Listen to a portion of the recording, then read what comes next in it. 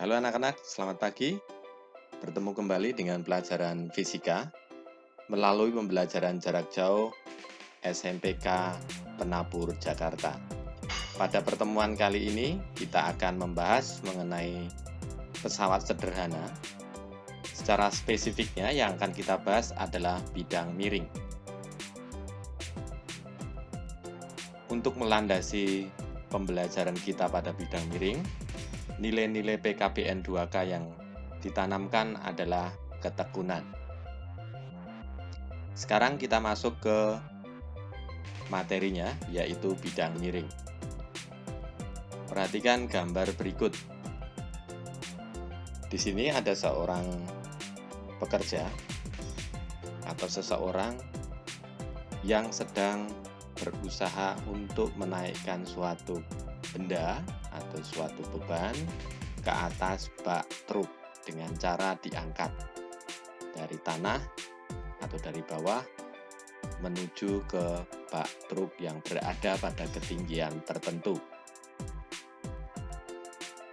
Karena diangkat secara langsung itu dirasa berat atau membutuhkan banyak energi, maka ada cara yang lain, yaitu seperti gambar berikut ini. Di sini berbeda dengan kasus yang pertama. Pada kasus yang pertama diangkat secara langsung dengan menggunakan tangan. Kemudian untuk kasus yang kedua, yaitu dengan bantuan suatu papan yang dimiringkan. Kemudian beban itu diletakkan di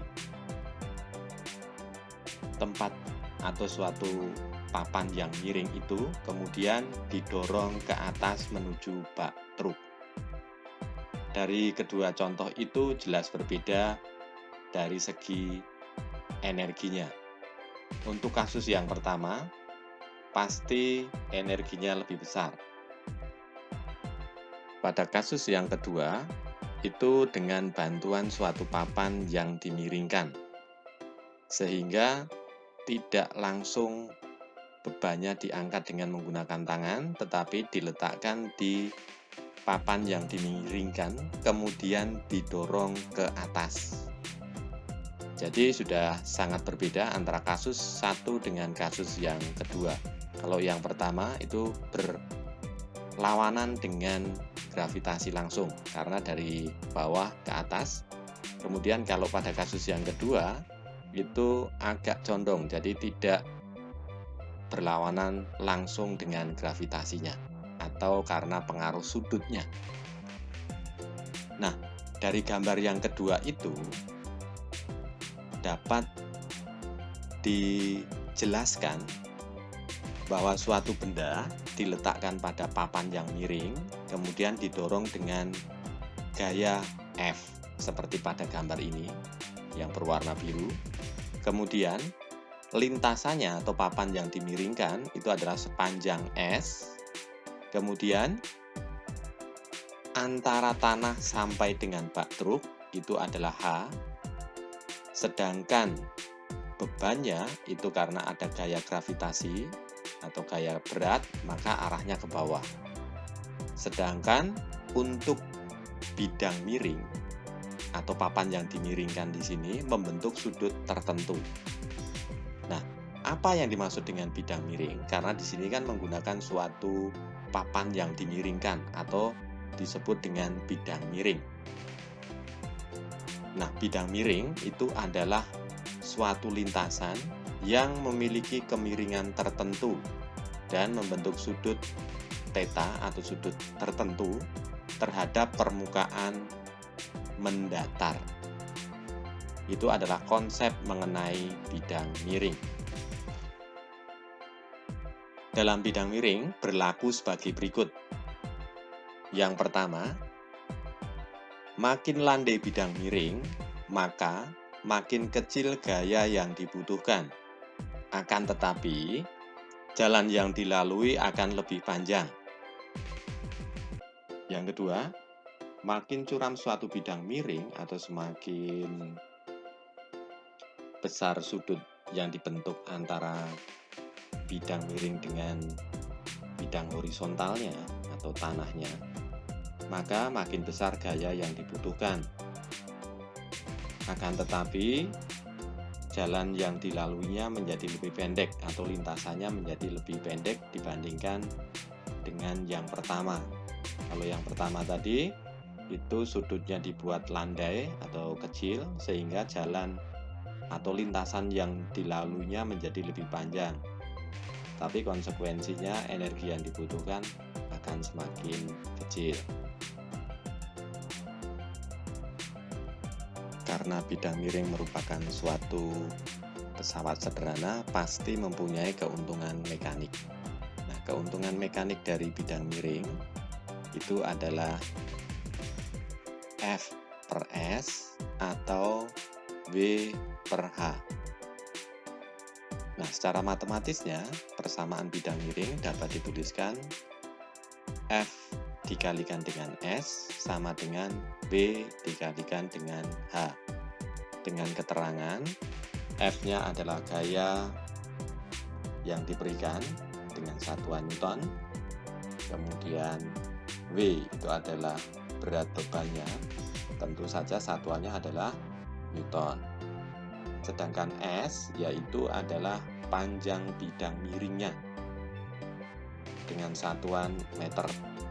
Sedangkan H di sini adalah tinggi bidang miring. Satuannya adalah meter. Kemudian contoh penerapan bidang miring dalam kehidupan sehari-hari. Yang pertama adalah tangga berjalan atau eskalator. Itu juga termasuk bidang miring karena mempermudah pekerjaan manusia, yaitu sesuai dengan konsep mengenai pesawat sederhana. Kemudian yang kedua itu adalah skrup. Skrup ini bisa bermacam-macam ya bentuknya, ada yang seperti pertama, gambar yang paling kiri, yang kedua atau di tengah, kemudian gambar yang paling kanan atau yang ketiga. Kemudian contoh yang lainnya adalah jalan yang berada di pegunungan, dibuat berkelok-kelok. Tujuannya itu adalah supaya memudahkan seseorang atau yang melintasinya menjadi lebih ringan. Kalau dibuat secara langsung, banyak sekali yang tidak kuat. Misalnya mobil akan mundur jika muatannya sangat banyak. Maka dibuatlah jalan yang lintasannya lebih panjang supaya kemiringannya menjadi semakin kecil sesuai dengan konsep atau persamaan matematisnya, yaitu F dikalikan dengan S sama dengan W dikalikan dengan H. Kemudian sekarang kita lanjut dengan latihan soal.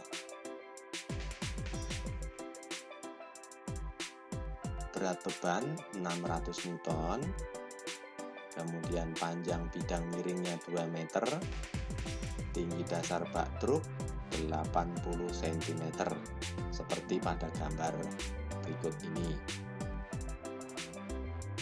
Kemudian pertanyaannya, berapa keuntungan mekaniknya? Itu pertanyaan yang pertama. Yang kedua, berapa gaya minimum untuk mendorong beban tersebut? Nah, dari soal itu diketahui W-nya adalah 600, kemudian panjang bidang miringnya atau S-nya adalah 2 meter, sedangkan ketinggian bidang miring itu dari tanah sampai dengan bak truk 80 cm. Jangan lupa jadikan dalam meter supaya satuannya sama, sehingga menjadi 0,8 meter. Pertanyaannya yang pertama adalah berapa keuntungan mekaniknya. Kemudian yang kedua, berapa gaya minimumnya atau F-nya berapa. Mari kita jawab untuk yang pertama. Keuntungan mekanik dapat dituliskan S per H. Karena di sini yang diketahui adalah panjang bidang miringnya dan tinggi bidang miringnya, maka gunakan persamaan S dibagi dengan H.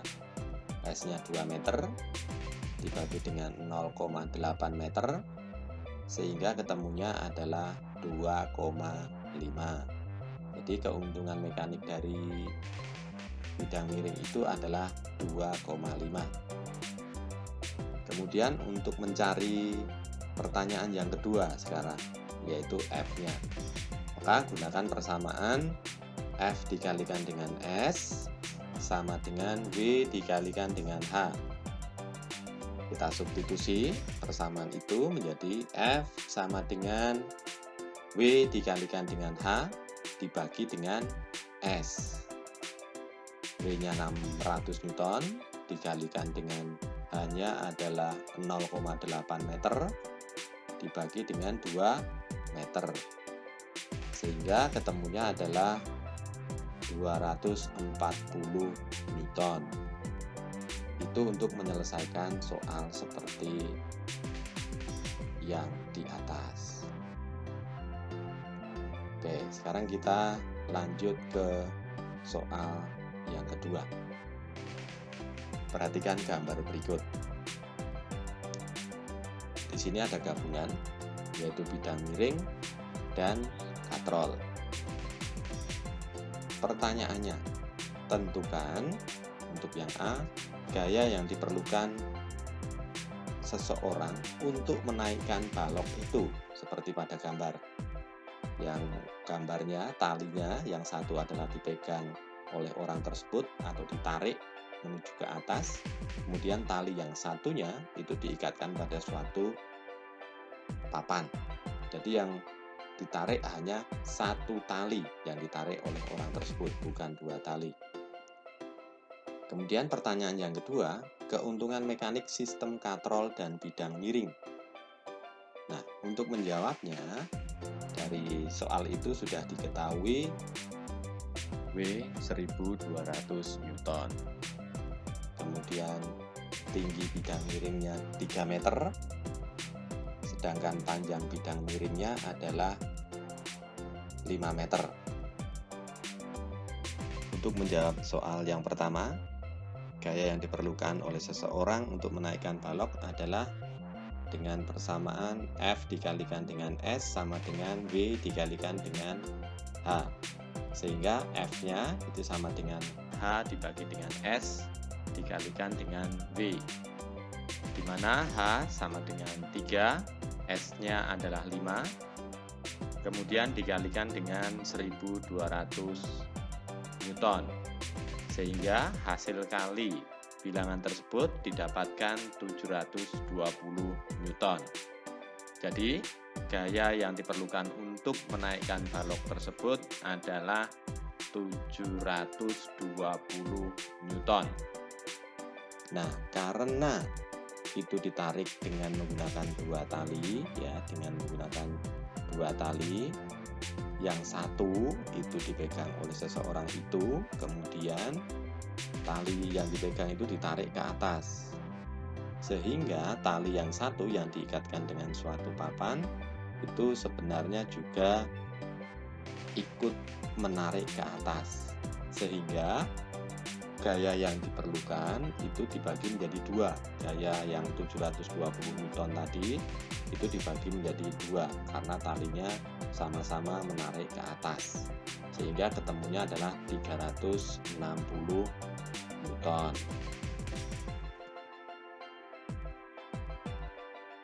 Untuk menghitung keuntungan mekanik katrol dan bidang miring, atau seperti pada contoh soal yang kedua itu, yaitu dengan persamaan Km sama dengan W dibagi dengan F. W-nya adalah 1200 Newton dibagi dengan 360 Newton, sehingga didapatkan 3,3. Jadi keuntungan mekanik dari sistem tersebut itu adalah 3,3. Oke, itu adalah contoh soal yang kita bahas. Nanti boleh dilanjutkan di kelas kalian masing-masing bersama dengan Bapak atau Ibu guru kalian masing-masing. Tadi kita sudah belajar mengenai konsep bidang miring, kemudian cara menghitungnya atau persamaan bidang miring, kemudian mengenai keuntungan mekanik bidang miring, beserta manfaat atau penerapan dalam kehidupan sehari-hari. Itu yang sudah kita pelajari pada kesempatan hari ini. Kita cukup sekian untuk pelajaran fisika kali ini. Kita lanjutkan di pertemuan yang akan datang. Terima kasih. Tuhan Yesus memberkati.